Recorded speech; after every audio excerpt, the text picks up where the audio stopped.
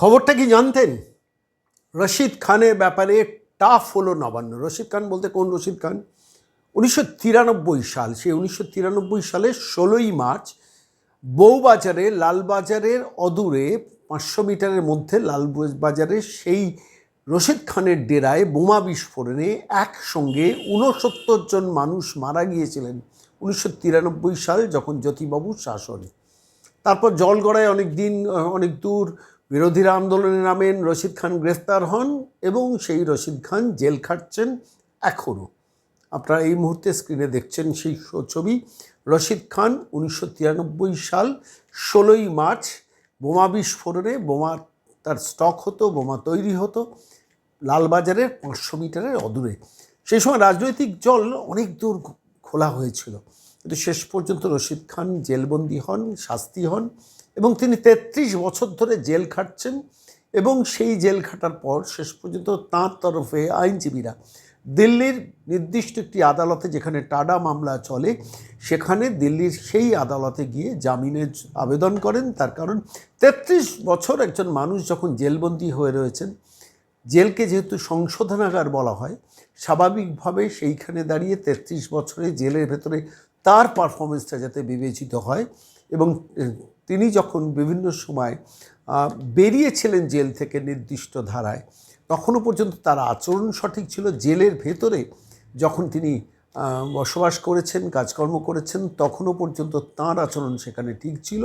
ফলত স্বাভাবিকভাবে দিল্লির আদালত, দিল্লি হাইকোর্ট, নীনা বানসাল কৃষ্ণ, যার আদালতে তার জামিনের প্রেয়ারটা হয়েছিল, তাঁরা সম্প্রতি এ মাসের 6ই জুন এই রশিদ খানকে জামিনে মুক্তি দেন এবং দিয়ে বলেন, প্রত্যেকটি মানুষের সংশোধিত হওয়ার অবকাশ থাকেন, এই মানুষটিকে সংশোধিত হওয়ার অবকাশ আমরা দিচ্ছি, একে আমরা মুক্ত করলাম।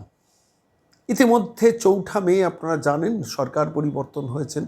পরিবর্তনের সরকার 9 তারিখ শপথ নিয়েছেন, 11 তারিখ থেকে নবান্নে কার্যক্রম শুরু করেছেন এবং সেই পরিবর্তনের সরকার এই খবরটি তাঁদের কানে পৌঁছলো যে রশিদ খান সেই বাম আমলে বোমা বিস্ফোরণে 69 জন মানুষ যার কার্যকারণে মারা গিয়েছিলেন, সেই মানুষটিকে দিল্লির নির্দিষ্ট আদালত মুক্তি দিল।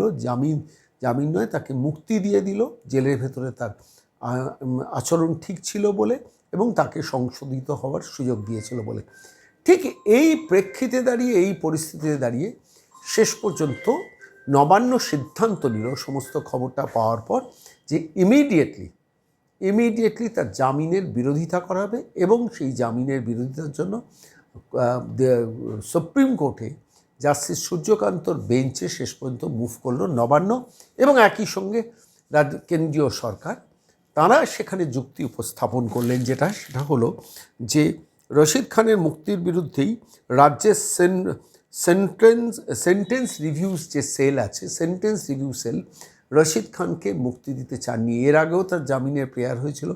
সেন্টেন্স রিভিউ সেল যেটা রাজ্যের আছে, তারা সেই সেন্টেন্স রিভিউ বোর্ড আছে, তারা সেটাকে পরিষ্কারভাবে রিজেক্ট করেছিল এবং বর্তমান রাজ্য সরকার মনে করছেন সেই রশিদ খান যদি জেলের বাইরে চলে আসেন, তাহলে নানানভাবে সামাজিক ভারসাম্য নষ্ট হতে পারে।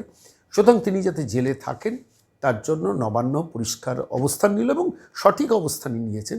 যিনি 69 জন মানুষের মৃত্যুর কারণ হন, সেই মানুষটির সমাজে থাকার কোনো অধিকার নেই। কারণ 69 জন মানুষ যে আজকে বেঁচে নেই, তার কারণ এই রশিদ খান।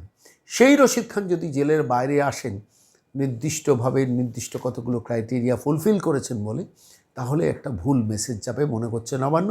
এবং নবান্ন আইনজীবীদের দিয়ে সরাসরি মহামান্য প্রধান বিচারপতি জাস্টিস সূর্যকান্তর বেঞ্চে এটা নিয়ে প্রেয়ার করলেন এবং পাল্টা মামলা করলেন এবং এই মামলার প্রেক্ষিতে তার শুনানি হবে এবং সেই শুনানিতেই শেষ পর্যন্ত ধার্য হবে যে দিল্লির হাইকোর্ট যে তাকে এই রশিদ খানকে মুক্তি দিয়েছেন, সেই মুক্তিটা যথাযথ না, সেই মুক্তিটা আটকানো হবে রাজ্য সরকার এবং কেন্দ্রীয় সরকারের উভয়ের প্রেয়ার অনুযায়ী। খবরটা অনেক খবরে ভিড়ে হারিয়ে গিয়েছিল। আমার মনে হয়েছে আজকে খবরটা কি জানতেন সেগমেন্টে সেই ফেলে আসা স্মৃতি রশিদ খান, অনেকে তখনও জন্মাননি বা যারা প্রবীণ নাগরিক তারা মনে করতে পারেন যে সেই সময় এটা নিয়ে প্রচুর হইচই হয়েছিল। শাসক দলের ঘনিষ্ঠ বৃত্তে এই রশিদ খান এই কারবার চালাতো এবং লালবাজারের অদূরে বসে, লালবাজার থেকে মাত্র 500 মিটার দূরে বউবাজার স্ট্রিটের ওপর এই ঘটনাটা সেই সময় ঘটেছিল।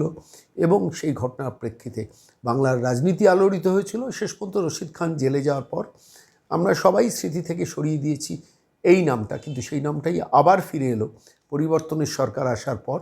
এবং সঙ্গে সঙ্গে পরিবর্তনের সরকার দ্রুত সিদ্ধান্ত নিয়ে জানালো, না, রশিদ খানকে বাইরে বেরোতে দেওয়া যাবে না। তার জন্য সুপ্রিম কোর্টে যথাযথ মুভমেন্ট পরিবর্তনের সরকার কিন্তু করে দিল।